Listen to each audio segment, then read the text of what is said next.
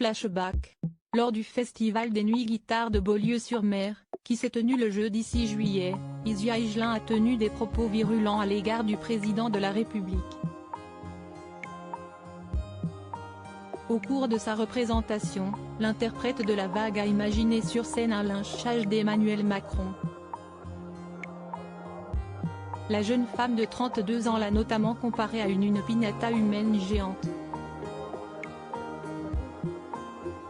Ce mercredi 12 juillet, 6 jours après, comme si de rien n'était, ou presque, la chanteuse est montée sur la scène du Festival des Francopholies de La Rochelle.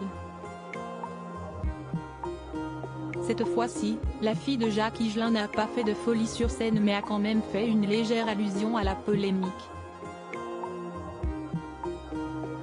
L'artiste encore bouleversée par la mort de son père a qualifié le célèbre festival rochelais de terre d'asile, en référence directe à la polémique déclenchée quelques jours auparavant. Isia Higelin a accouché de son premier enfant, qui est son compagnon Bastien Burger. Isia Higelin regrette l'interprétation de ses propos. Les propos d'Isia Higelin ont été lourds de conséquences. La mairie de Marcq-en-Barœul, Nord, a annoncé lundi 10 juillet qu'elle annulait le concert d'Isia, prévu le 13 juillet dans la ville, en raison de ses propos jugés scandaleux tenus par la chanteuse. L'artiste a tenu à exprimer dans les colonnes de Ouest France. Dans cet entretien, elle présente ses excuses et regrette que ses propos aient été décontextualisés.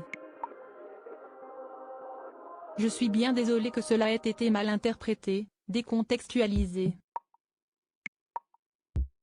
À aucun moment évidemment, je n'ai voulu inciter à la violence ou à la haine. C'est une histoire, un lien improvisé et surréaliste entre deux titres qui parlent de tout et de rien et qu'il ne faut surtout pas prendre au premier degré. Confie-t-elle.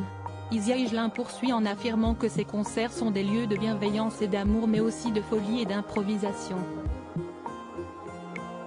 Crédit photo, Bruno Bébert, Christophe Clovis.